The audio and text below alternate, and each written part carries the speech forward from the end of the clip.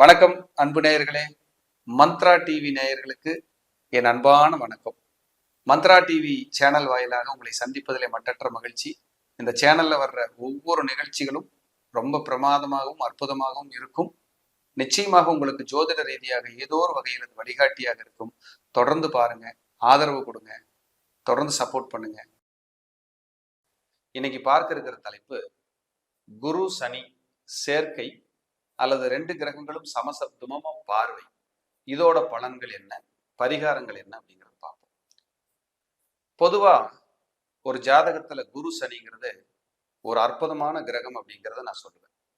ஏன்னா இவர்கள் எல்லாம் உழைப்பால் உயர்ந்தவர்கள், உழைப்பிற்கு பேர் போனவர்கள். எந்த துறையில் இருக்காங்களோ அந்த துறையில தன்னுடைய கடுமையான உழைப்பை போட்டு முன்னேறி வந்தவங்க அப்படின்னா மிக இல்லை. அப்படிப்பட்ட ஒரு அற்புதமான ஒரு அமைப்பு தான் குரு சனி. இந்த குருவும் சனியும் ஒன்றாக சேர்ந்திருந்தாலோ அல்லது பார்த்துக்கிட்டாலோ எப்பவெல்லாம் பார்த்துக்கும் எப்பவெல்லாம் சேர்ந்திருக்கும் அப்படின்னா 1940 இருந்து ஒரு உதாரணத்துக்கு எடுத்துக்குவோம். ஒவ்வொரு 20 வருடத்துக்கு ஒரு முறை குரு சனி சேரும். 40களில் பிறந்திருந்தா 60களில் தனுசுல குரு சனி இருக்கும். 80களில் பிறந்தா குரு சனி கன்னியில் இருக்கும்.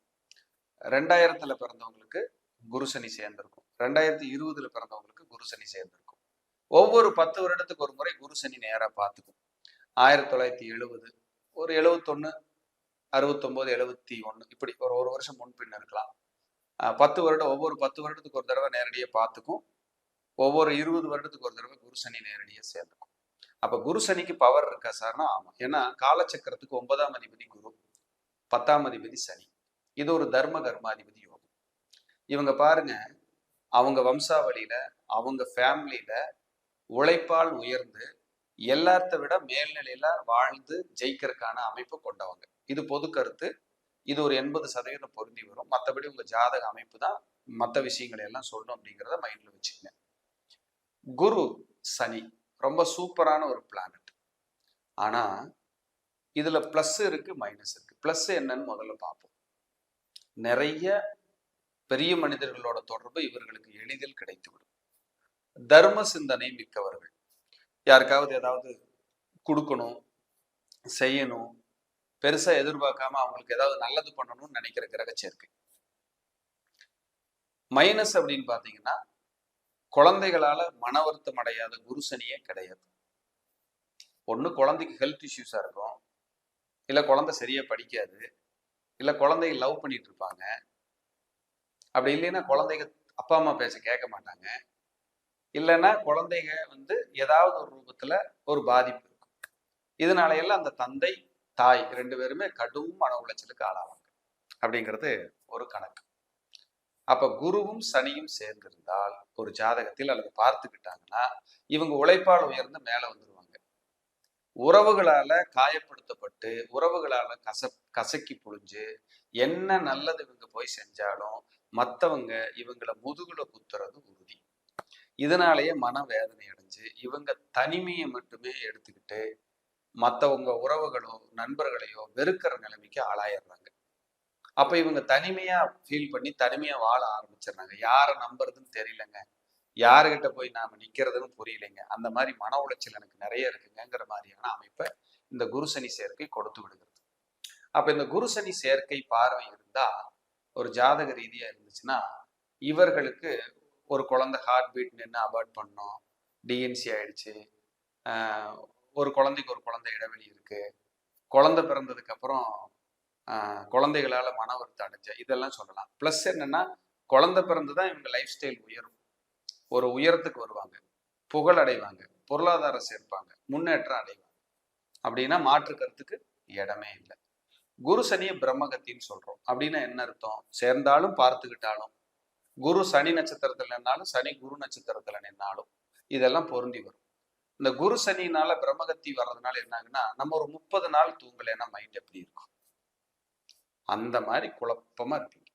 மற்றவங்களுக்கு யோசனை சொல்லும் போது வழிகாட்டும் போது சூப்பரா காட்டிடுவீங்க. உங்களுக்குன்னு ஒரு வழிகாட்டு, நீங்க ஏதாவது உங்களுக்குன்னு ஒரு முடிவு எடுக்கும் போது உங்களால எடுக்கவே முடியாது. கடுமையான மனக்கசப்பு, மனச்சஞ்சலங்கள் ஆளாயிறீங்க. சில நேரங்கள்ல இந்த குரு சனிக்கு சேர்க்க இருக்கிறவங்களுக்கு ரொம்ப தந்தையை ரொம்ப பிடிக்கும், அப்பாவுக்கு ரொம்ப லைக் பண்ணுவாங்க இவங்கெல்லாம். உள்ளூர கசப்பு இருந்தாலும் எங்க அப்பா தான் எனக்கு ரோல் மாடல், எங்க அப்பா தான் எனக்கு ஹீரோ, எங்க அப்பா தான் எனக்கு எல்லாமே அப்படின்னு சொல்லாத குருசனியே கிடையாது. அப்ப பாருங்க, தந்தையும் உழைப்பால் உயர்ந்தவர் குருசனி இருந்தா. அவங்கெல்லாம் ரொம்ப எளிமையா வாழ்ந்துட்டு போயிருப்பாங்க. ஒன்றும் சேர்த்து வச்சிருக்க மாட்டாங்க. ரொம்ப கஷ்டப்பட்டிருப்பாங்க. யாராவது அழுகுறாங்க, யாராவது கஷ்டப்படுறாங்கன்னா இந்த குருசனி சும்மா இருக்காது, எதையாவது எடுத்து கொடுத்துரும்.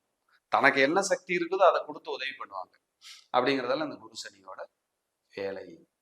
குருனா பணம், சனினா தடை. இந்த ரெண்டு சேர்க்குது பார்க்குதுன்னா இவங்களால பணத்தை சேமிக்க முடியாது. பணத்தை சேமிக்கிற சக்தி இவங்க கையில இல்லை. அப்ப என்ன சொல்லுது? குரு சனி சேர்க்கை பார்வை இருந்தா பணத்தை சேர்த்து வச்சுக்கணும். ஒரு லேண்டா வாங்கி போட்டுக்கலாம், ஒரு ஜுவல் எடுத்து வச்சுக்கலாம், ஒரு கோல்டு வாங்கி வச்சுக்கலாம். இதெல்லாம் இவங்க ஆரம்பத்திலேயே பண்ணிடணும். இல்ல ஃபியூச்சர்ல வரும்போது இவங்களுக்கு என்ன தொந்தரவு ஆகுது தெரியுங்களா? எல்லாருக்கும் கொடுத்து கொடுத்து உதவினேன், இப்ப நான் நிராயுதபாணியா நிக்கிறேன், என்னால ஒண்ணுமே பண்ண முடியல அப்படிங்கிற லைஃப் வாழ்ற மாதிரியான ஒரு கண்டிஷனுக்கு போயிடுறாங்க. அப்ப இந்த குரு சனி அப்படிப்பட்ட ஒரு கசப்பையும் பிரச்சனையும் கொடுக்கிறது, ஒரு நன்மையும் பெரிய அளவுல செய்யுது. அப்படின்னா ரெண்டும் கலந்துதான் இருக்கு. இந்த குரு சனிக்கு பரிகாரம் அப்படின்னா இது சேர்ந்தாலோ பார்த்துக்கிட்டாலோ திருவிடை மருதூர் போய் ஒரு தடவை பிரம்மகத்தி தோஷத்தை நிவர்த்தி பண்ணிடணும். நிவர்த்தி பண்ணிட்டீங்கன்னா நல்லது. ஒரு அனுச நட்சத்திரத்தன்னைக்கோ, ஒரு தேய்பிறை வியாழனோ, ஒரு தேய்பிறை சனிக்கிழமையோ காலையில 6 மணிக்கு திருவிடை மருதூர்ல மகாலிங்கேஸ்வரர் ஆலயத்துல நீங்க அங்க இருக்கணும்.